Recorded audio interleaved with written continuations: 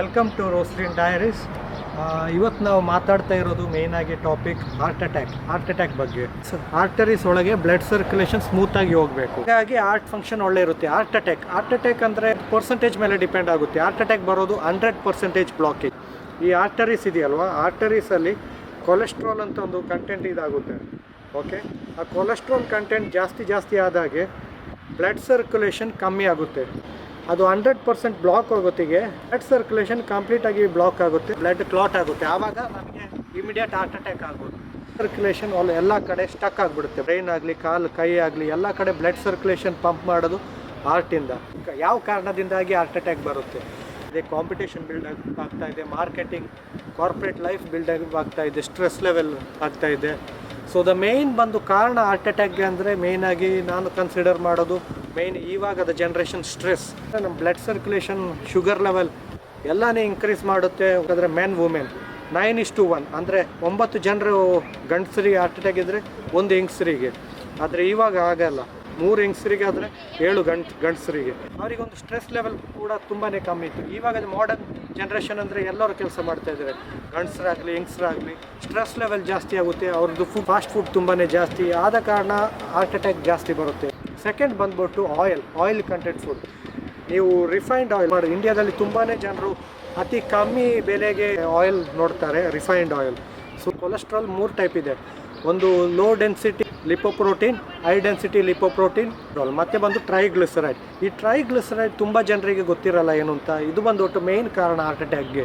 ಈ ಆಯಿಲಲ್ಲಿ ಇರೋದು ಟ್ರೈಗ್ಲಿಸರೈಡ್ಸ್. ಹಿಂದಿನ ಗಾಣದ ಎಣ್ಣೆ, ಕೋಲ್ಡ್ ಪ್ರೆಸ್, ತೆಂಗಿನಕಾಯಿ ಎಣ್ಣೆ, ಗ್ರೌಂಡ್ನಟ್ ಎಣ್ಣೆ, ಸೀಸೇಮ್, ಆ ಥರ ಎಣ್ಣೆ ಯೂಸ್ ಮಾಡ್ತೀವಿ. ಈಗ 10 ಸೆಕೆಂಡಲ್ಲಿ ಇಂಡಿಯಾದಲ್ಲಿ ಒಬ್ಬ ಸಾಯ್ತಾ ಇದ್ದಾನೆ ಹಾರ್ಟ್ ಅಟ್ಯಾಕಿಂದ. 10 ಸೆಕೆಂಡಲ್ಲಿ ಒಬ್ಬ ಸಾಯ್ತಾ ಇದ್ದಾನೆ. ಒಂದು ದಿನದಲ್ಲಿ ಅರೌಂಡ್ 9,000 ಜನ ಸಾಯ್ತಾ ಇದ್ದಾರೆ ಇಂಡಿಯಾದಲ್ಲಿ. ಒಂದು ತಿಂಗಳಲ್ಲಿ ಲೆಕ್ಕ ಮಾಡಿ ಎಷ್ಟಾಗುತ್ತೆ? 3.6 ಲಕ್ಷ ಜನ ಸಾಯ್ತಾ ಇದ್ದಾರೆ ಇಂಡಿಯಾ. ಸೊ ಕಾಸಸ್ ಬಂದ್ಬಿಟ್ಟು ಮೇಯ್ನಾಗಿ ಆಯಿಲ್ ಫುಡ್, ಫಾಸ್ಟ್ ಫುಡ್, ಮತ್ತು ಸ್ಟ್ರೆಸ್ ಕನ್ಸಂಪ್ಷನ್, ಮತ್ತು ಬ್ಲಡ್ ಪ್ರೆಷರ್ ಇನ್ಕ್ರೀಸ್ ಆಗೋದು, ಶುಗರ್ ಲೆವೆಲ್ ಇನ್ಕ್ರೀಸ್ ಆಗೋದು. ಹಾರ್ಟ್ ಅಟ್ಯಾಕ್ ಚೆಕ್ ಮಾಡ್ಬೋದು 3 ಥರದಲ್ಲಿ. ಒಂದು ಇ ಸಿ ಜಿ ತೆಗಿತಾರೆ, ಅದರಲ್ಲಿ ನಮಗೆ ಬೀಟ್ ತೋರಿಸುತ್ತೆ ಯಾವ ರೀತಿ ಅಂತ. ಒಂದು 10% ಆ್ಯಕ್ಯುರಸಿ ಸಿಗುತ್ತೆ ನಮ್ಮ ಹಾರ್ಟ್ ಹೆಲ್ತ್ ಬಗ್ಗೆ.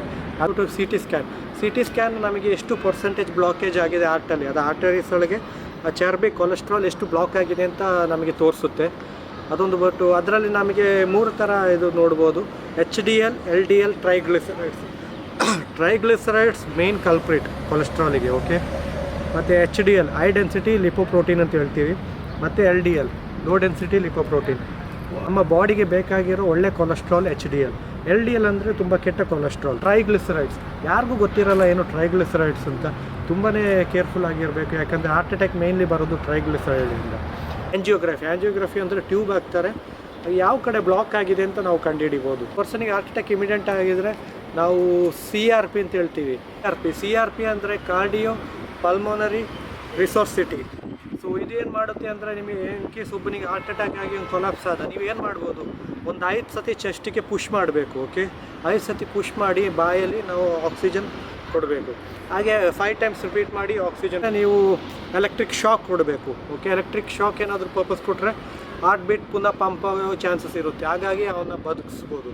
ಮತ್ತು 3ನೇದು ಬಂದುಬಿಟ್ಟು ಒಂದು ಎಮರ್ಜೆನ್ಸಿ ಕಿಟ್ ಅಂತ ಹೇಳ್ತಾರೆ. ಎಮರ್ಜೆನ್ಸಿ ಕಿಟ್ ಅಂದರೆ 3 ಮೇನ್ ಟ್ಯಾಬ್ಲೆಟ್ಸ್. ಅದು ಕ್ಲಾಗೆ ಆದರೆ ಇಮಿಡಿಯೇಟ್ ಆ ಟ್ಯಾಬ್ಲೆಟ್ ಕನ್ಸಪ್ಷನ್ ತೆಗೆದ್ರೆ ಡಿಸಾಲ್ವ್ ಆಗುತ್ತೆ. ಚರ್ಬಿ ಇರುತ್ತಲ್ಲ, ಕೊಲೆಸ್ಟ್ರಾಲ್ ಡಿಸಾಲ್ವ್ ಆಗಿ ಬ್ಲಡ್ ಸರ್ಕ್ಯುಲೇಷನ್ ಆಗುತ್ತೆ ಟೆಂಪ್ರರಿ ಪರ್ಪಸ್ಗೆ. ಸೊ ಅದು ಟ್ರೋಸ್ಟರ್, ಆಸ್ಪಿರೈನ್.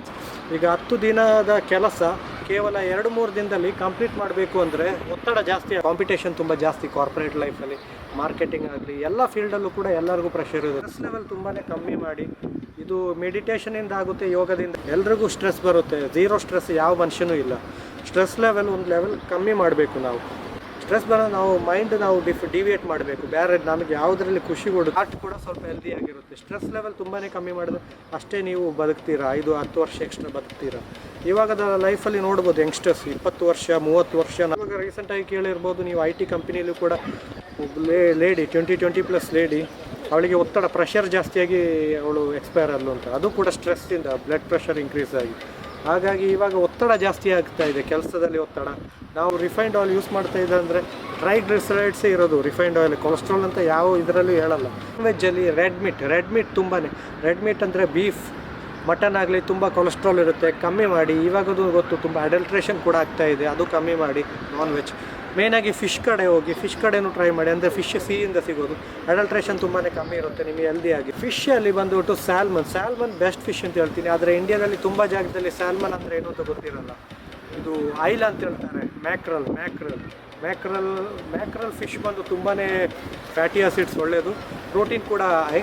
ಹಾಗಾಗಿ ಫಿಶ್ ರೆಕಮೆಂಡ್ ಮಾಡ್ತೀನಿ ತೆಗಿಲಿಕ್ಕೆ. ಮತ್ತು ವೆಜ್ಜಿಗೆ ಅಂದರೆ ನಿಮಗೆ ತುಂಬಾ ಇದೆ. ಬೇರೀಸ್ ಇರ್ಬೋದು, ಆ್ಯಂಟಿ ಆಕ್ಸಿಡೆಂಟ್ ಕೊಡುತ್ತೆ ನಿಮಗೆ. ದಾಳಿಂಬೆ ಆ ಥರ fibre rich food. Vote meal ಆಗಲಿ, ಓಟ್ ಕೂಡ 50 to 60% ಬ್ಲಾಕ್ ಕಮ್ಮಿ ಮಾಡುತ್ತೆ. Peanut actually oil content, peanut ಕೂಡ ತುಂಬ ಕಮ್ಮಿ ಮಾಡಿ. ಅದರಲ್ಲಿ ಪ್ರೋಟೀನ್ ಇರುತ್ತೆ, ಅದರ ಕೊಲೆಸ್ಟ್ರಾಲ್ ಕೂಡ ಅಷ್ಟೇ ಜಾಸ್ತಿ. ಆ ಡ್ರೈ ಫ್ರೂಟ್ಸ್ ಕೂಡ ಸ್ವಲ್ಪ ಕಮ್ಮಿ ಮಾಡಿ, ಹೆಲ್ದಿ ಕೂಡ ಅದು ಕಮ್ಮಿ ಮಾಡಿ. ಫಿನ್ಲ್ಯಾಂಡಲ್ಲಿ ಹಾರ್ಟ್ ಅಟ್ಯಾಕ್ ತುಂಬಾ ಕಮ್ಮಿ ಯುರೋಪಲ್ಲಿ. ಯಾಕೆ ಅಂತ ಗೊತ್ತಾ? ಫಿನ್ಲ್ಯಾಂಡಲ್ಲಿ ಯಾಕೆ ಅಂತಂದರೆ ಅವರೊಂದು ಸರ್ವೆ ಮಾಡೋದು. ಆ್ಯಕ್ಚುಲಿ ನಾರ್ವೇದೊಂದು ಸ್ಟಡಿ ಇದೆ, ನಾರ್ತನ್ ಸ್ಟ್ಯಾಂಡ್ ಅಂತೇನೋ ಇದೆ. ಸ್ಟಡಿ ಮಾಡಿ ಅವರಿಗೆ ಎಜುಕೇಷನ್ ಕೊಡ್ತಾಯಿದ್ರು. ಈಚ್ ಫ್ಯಾಮಿಲಿಗೆ ಹೋಗಿ ಹಾರ್ಟ್ ಅಟ್ಯಾಕ್ ಹೇಗೆ ಪ್ರಿವೆಂಟ್ ಮಾಡ್ಬೋದು, ಈ ಥರ ಫುಡ್ ತಗೊಳ್ಳಿ, ಸ್ಟ್ರೆಸ್ ಕಮ್ಮಿ ಮಾಡಿ, ಅದನ್ನ ಫಾಲೋ ಮಾಡಿ. ಫಿನ್ಲ್ಯಾಂಡಲ್ಲಿ ಅತಿ ಕಮ್ಮಿ ಹಾರ್ಟ್ ಅಟ್ಯಾಕ್ ಅಂತ. ಇಂಡಿಯಾದಲ್ಲಿ ಅವೇರ್ನೆಸ್ ತುಂಬಾ ಕಮ್ಮಿ. ಈ ವಿಡಿಯೋಲಿ ಇಷ್ಟು ಇನ್ಫಾರ್ಮೇಷನ್ ಪಾಸ್ ಆಗ್ಬೋದು. ಆ ಕಾರಣದಿಂದಾಗಿ ನಾನು ವೀಡಿಯೋ ಮಾಡ್ತಾಯಿದ್ದೀನಿ. ಅಟ್ಲೀಸ್ಟ್ ಅವೇರ್ನೆಸ್ ಸಿಗಲಿ, ಒಂದು 10-20 ಜನರಿಗೂ ಗೊತ್ತಾದರೂ ಅವ್ರಿಗೂ ಒಳ್ಳೆಯದು, ಅವ್ರು ಸ್ಪ್ರೆಡ್ ಮಾಡ್ಬೋದು ಈ ರೀಸನ್ಸ್. ಎದೆಯಲ್ಲಿ ನೋವು ಬರುತ್ತೆ, ಶೋಲ್ಡ್ರಲ್ಲಿ ನೋವು ಬರುತ್ತೆ, ಮತ್ತು ಸ್ವೆಟ್ಟಿಂಗ್ ಕೂಡ ಬರುತ್ತೆ, ವಾಮಿಟಿಂಗ್ ಸೆನ್ಸೇಷನ್ ಬರುತ್ತೆ. ಆಗ ನಾವು ಐಡೆಂಟಿಫೈ ಮಾಡ್ಬೋದು ಹಾರ್ಟ್ ಅಟ್ಯಾಕ್ ಅಂತ. ಹಾಗೆ ನಾವು ಪ್ರಿವೆಂಟ್ ಮಾಡಲಿಕ್ಕೆ ನೋಡಿ, ನೆಗ್ಲೆಕ್ಟ್ ಮಾಡಬೇಡಿ. ಗ್ಯಾಸ್ಟ್ರಿಕ್ ಬಂದುಬಿಟ್ಟು ಈ ಪೋರ್ಷನಲ್ಲಿ ಏನೋ ಇದಾಗುತ್ತೆ. ಹಾರ್ಟ್ ಅಂದರೆ ಇಲ್ಲಿ ಒಮ್ಮೆ ಕಂಟಿನ್ಯೂಸ್ ನೋವು ಅಂದರೆ ನೀವು ಪ್ರಿಕಾಷನ್ಸ್ ತೆಗಿಬೇಕು ಆವಾಗಿಂದ. ಇಲ್ಲದಿದ್ದರೆ ನಿಮಗೆ ಗೊತ್ತು, ಇವಾಗ ಸರ್ಜರಿ ಮಾಡ್ತಾರೆ. ಹಾರ್ಟ್ ಅಟ್ಯಾಕ್ ಬಂದರೆ ಇಂಡಿಯಾದಲ್ಲೆಲ್ಲ ಇಮಿಡಿಯೇಟ್ ಸರ್ಜರಿ, ಬೈಪಾಸ್ ಮಾಡ್ತಾರೆ, ಮತ್ತು ಆ್ಯಂಜಿಯೋಪ್ಲಾಸ್ಟ್ ಎಲ್ಲ ಮಾಡ್ತಾರೆ. ಬೈಪಾಸ್ ಅಂದರೆ ನರ ಇದೆಯಲ್ವಾ, ವೇನ್ಸ್ ಬ್ಲಾಕ್ ಆಗಿರುತ್ತೆ. ವೇನ್ಸ್ನ ನಾವು ಕೈಯಲ್ಲೋ ಕಾಲಲ್ಲಿರೋ ವೇನ್ಸ್ ತೆಗೆದು ಆ ವೇನ್ಸಿಗೆ ಅಟ್ಯಾಚ್ ಮಾಡಿ ಸರ್ಜರಿ ಮಾಡುತ್ತೆ.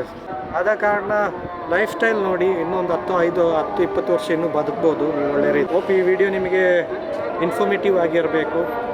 ಶೇರ್ ಮಾಡಿ ನಿಮ್ಮ ಫ್ಯಾಮಿಲಿಯಲ್ಲೂ, ಇಲ್ಲ ಬೇರೆ ಫ್ಯಾಮಿಲಿ ಫ್ರೆಂಡ್ಸ್ ಸರ್ಕಲಲ್ಲಿ ಯಾರಿಗಾದರೂ ಈ ಥರ ಪೇಯ್ನ್ ಆ ಥರ ಎಲ್ಲ ಬಂದರೆ ಈ ವಿಡಿಯೋ ಉಪಯೋಗ ಆಗುತ್ತೆ ಅಂತ ನಾನು ತಿಳ್ಕೊಳ್ತಾ ಇದ್ದೀನಿ. Thank you. ವಂದನೆ. ನಮಸ್ತೆ.